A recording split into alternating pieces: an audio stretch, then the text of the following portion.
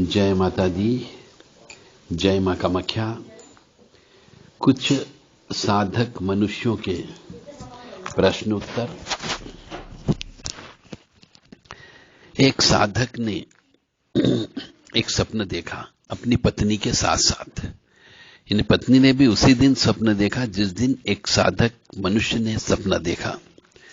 सपना यह था कि सपने में पिताजी की मृत्यु हो गई है और जितने भी व्यक्ति आए हैं, जो घर परिवार के सदस्य हैं, वह सब होश हवास में नहीं है, सब बेसुध हो गए।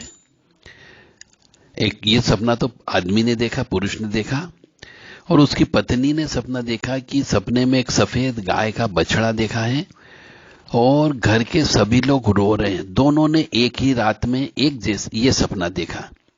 मतलब परिवार के व्यक्ति एक तो मर गया और सब बेसुध हैं, और पत्नी ने सपना देखा कि गाय का बछड़ा और घर के सभी लोग रो रहे हैं। तो इसका अर्थ क्या? देखिए, सपना जो भी आता है, कहीं न कहीं उस सपने का अर्थ अवश्य होता है। बेफालतू में सपने नहीं आते। बेफालतू में सपने उनको आते हैं जिनके साथ प्रेत लगा हुआ है, तो प्रेत लेकर के जाता रहता है इधर उधर, तो सपने आते रहते हैं।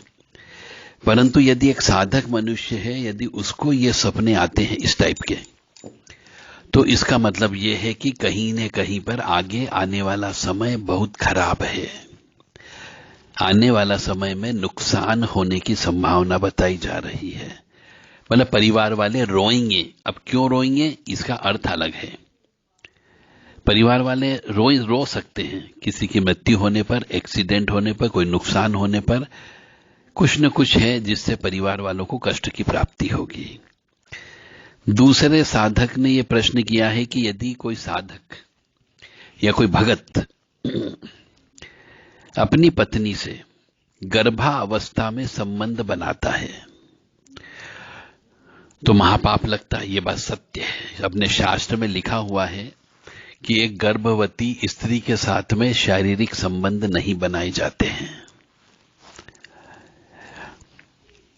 अब जब ये साधक ने या भगत ने ये चीज पढ़ी, समझ भी ली कहीं पे भी कि मैंने गर्भावस्था में शारीरिक संबंध बनाए, तो महापाप तो कर लिया।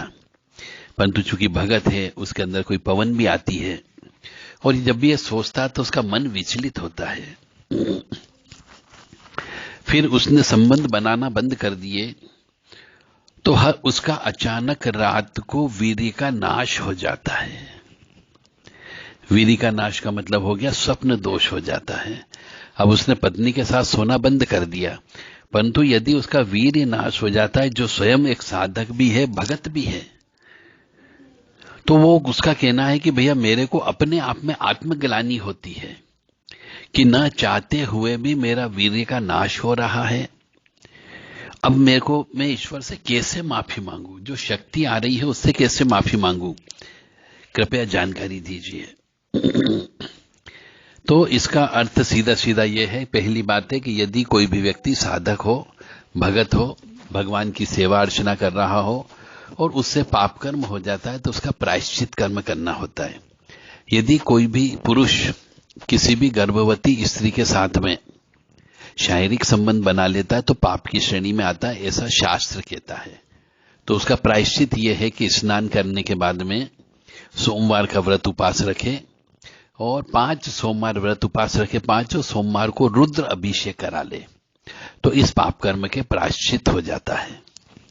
अब अचानक यदि वीर्य नाश हो जाता है, स्वप्न दोष हो जाता है सहवास नहीं करने की वजह से, तो यदि जिस भी मनुष्य का वीर्य नाश होता है या स्वप्न दोष होता है, तो उसका प्रायश्चित कर्म भी यही है कि वह भोलेनाथ की सेवा करे, भोलेनाथ को दूध जल चढ़ा दे और जो घी होता है उससे शिवलिंग की मालिश करें, ओम नमः शिवाय बोलते हुए या महामृत्युंजय मंत्र बोलते हुए, तो माफी मिल जाती है। तीसरा प्रश्न यह है कि एक साधक मनुष्य उसने प्रश्न किया है कि मैं बहुत पूजा पाठ करता हूं, जप तप करता हूं, ब्रह्मचर्य का पालन भी करता हूं, कोई स्त्री के पास नहीं जाता हूं, मैं कुंवारा हूं अभी, परंतु कई बार मेरी साधना में 41 दिन की साधना या 90 दिन की साधना या 27 दिन की साधना होती है, उसमें मैं इतना कामुक हो जाता हूं कि मुझे ऑटोमेटिकली स्वप्न दोष हो जाता है। मेरा ब्रह्मचर्य व्रत का पालन नहीं कर पाता मैं, जबकि मैं ईश्वर से बहुत डरता हूं, ईश्वर को याद करते रहता हूं, साधना भी करता हूं, पर जब जब भी मैं संकल्प लेकर के विशेष तौर से करता हूं तो मेरा वो संकल्प पूरा नहीं होता और मेरा ब्रह्मचर्य व्रत टूट जाता है। तो इसके लिए क्या प्रायश्चित करना होगा, और यदि संकल्प टूट रहा है तो क्या मेरी साधना पूर्ण नहीं हो रही है? तो इसके लिए हम उन साधक महोदय जी से यही कहना चाहेंगे कि ये बात सत्य है कि मनुष्य जब भी कोई साधना करता है संकल्प होकर के, चाहे वो काली मां की करे, हनुमान जी की करे, किसी की भी करे, तो उसमें कामुकता बढ़ती है, क्योंकि अब ये आपकी परीक्षा होती है।